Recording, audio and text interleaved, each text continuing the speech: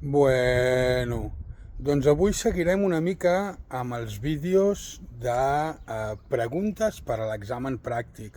Si recordeu, ja en vam fer un parlant dels botons de dins del cotxe i ara en farem un altre parlant una mica de tema capó. Sí, perquè també ens poden fer obrir el capó a l'examen per preguntar-nos coses que hi han sota el capó. Sí? Va, comencem. Mira, en primer lloc, per obrir el capó, farem servir aquest botó que hi ha al marc de la porta, l'estiro cap a mi, sí, cap a mi, i llavors el capó queda preobert. Per acabar-lo d'obrir, jo sempre primer m'asseguro de fer-me una mica d'espai perquè m'hi càpiga el dit i llavors amb la mà cap avall busco la palanqueta que tenim aquí, veieu? Això és la palanqueta. Llavors fico la pota de cabra, que la tenim en aquest cas aquí. Sí, es fica en aquest foradet d'aquí. Sí? Veieu? Vale. Veus? Això és el que mantén tancat el capó. Val, anem a parlar una mica. Líquid limpiaparabrises, sí? En aquest cas, quan més en fiquem, millor. El podem omplir fins a dalt de tot.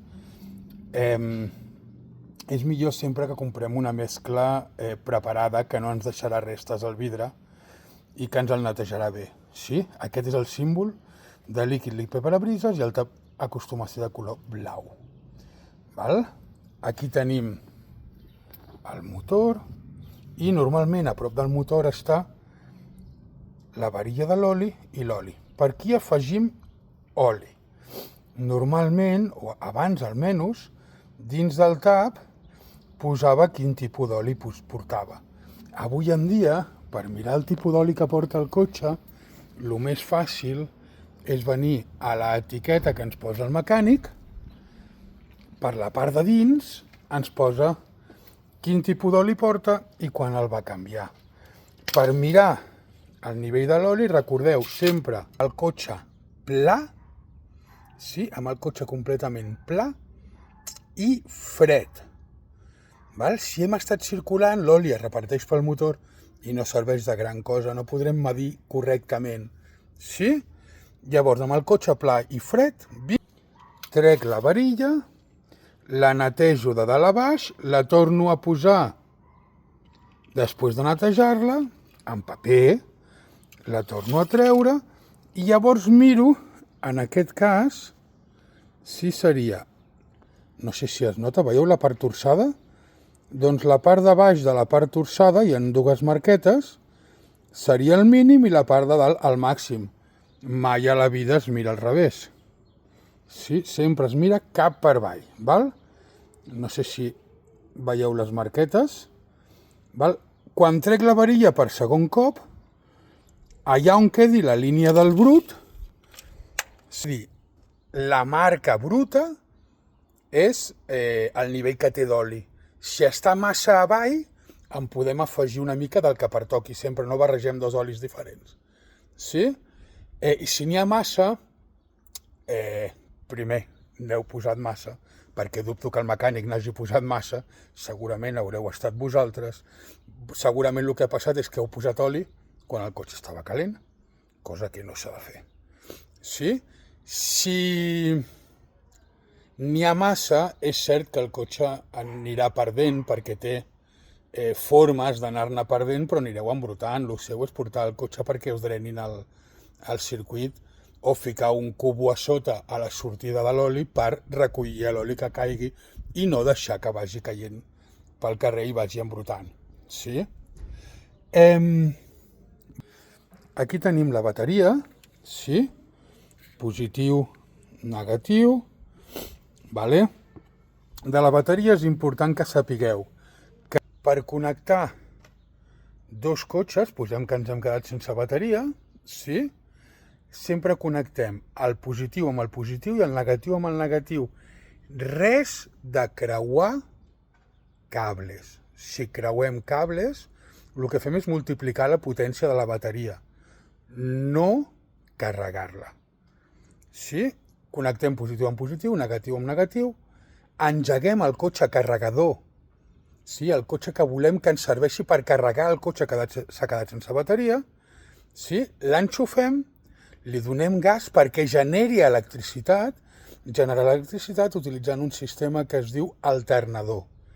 Sí, l'alternador bàsicament el que fa és un electroimant que transforma el moviment del motor en electricitat, multiplica electricitat. Li hem de posar una miqueta perquè la multipliqui. Sí? Per tant, quan jo engego el cotxe, el que faig és donar energia al cotxe perquè pugui carregar a l'altre. Si no, si intento engegar el cotxe que està descarregat, sense engegar el cotxe carregador, és possible que deixi sense bateria el carregador i no engegui el descarregat. Mala història, llavors. Sí? Perquè llavors tindrem dos cotxes descarregats. Sí? Enteneu? Val. Seguirem.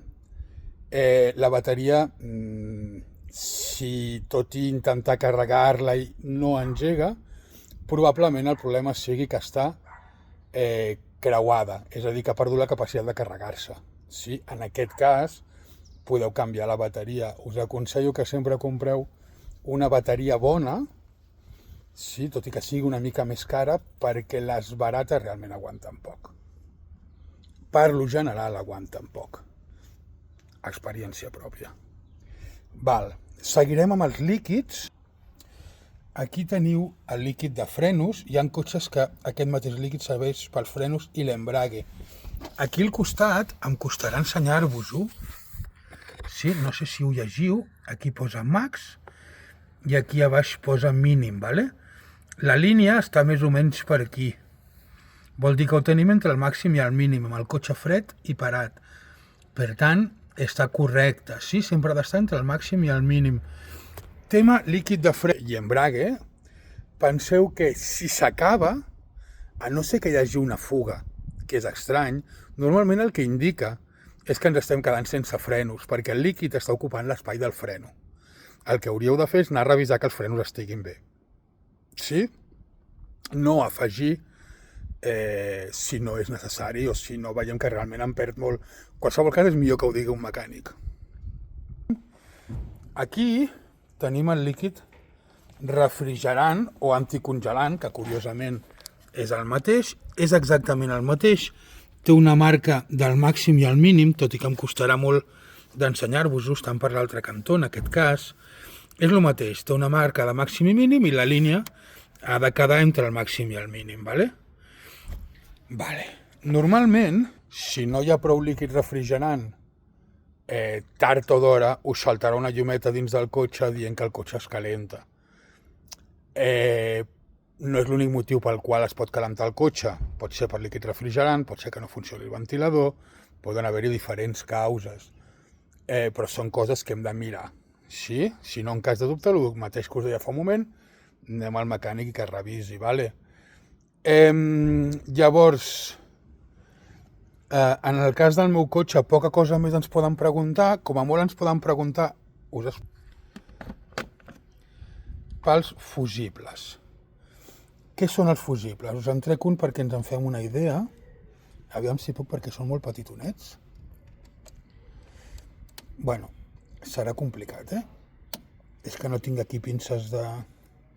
Però bueno, això són fusibles, sí? Veieu? Vale? Perquè els fusibles serveixen com els ploms de casa vostra per protegir els sistemes elèctrics del cotxe. Hi ha moltes vegades que podeu tenir fallos elèctrics, no funcionen les finestres, no funciona la ràdio...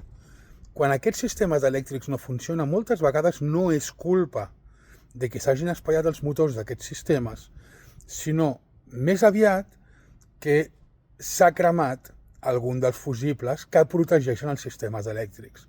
Hi ha hagut una pujada de tensió pel que sigui i el fusible ha fet la seva feina i s'ha cremat.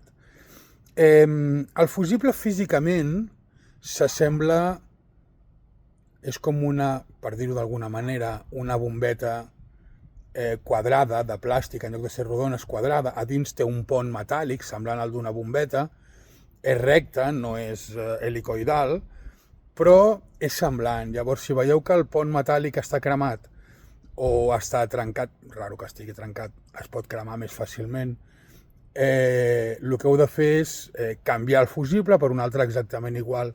Veieu que hi ha molts fusibles, que si en traieu un, poseu una marca per saber on estava. I que el que compreu o poseu sigui exactament igual, del mateix color i número.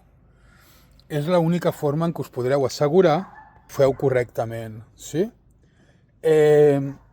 Bàsicament, aquestes són les preguntes que ens poden fer a l'examen. Les més habituals us repasso, ¿vale? Perquè són les que fan més sovint, almenys les que m'han fet a mi més sovint, serien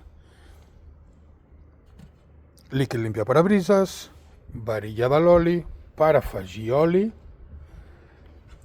líquid refrigerant, líquid de frenos o, en ocasions també d'embrague, bateria, fusibles. Això és el motor, us he ensenyat com s'obre, d'acord? També tenim aquí per canviar les bombetes, veieu? Les bombetes en aquest cas, últimament en els últims cotxes són bastant complicades de canviar perquè a més són sistemes bastant grossos i fixes. Llavors, aquí tenim una porteta per canviar, allà en tenim una altra, no sé si la veieu, val? Però jo us aconsello que avui en dia si heu de canviar una bombeta, recordeu que la llei ja no obliga a canviar-la al moment, sí, el que ens donen un marge de temps perquè puguem anar al mecànic a canviar-la, sí? Que és la millor opció amb cotxes nous perquè realment són complicades de canviar avui en dia. De fet, jo quan ho he intentat últimament ja ni m'hi entren els dits. Val? Avui no parlarem ni de rodes ni d'altres, que ho deixarem per un altre dia perquè el vídeo no es faci massa llarg. D'acord? Doncs res, seguim, ens veiem a les classes.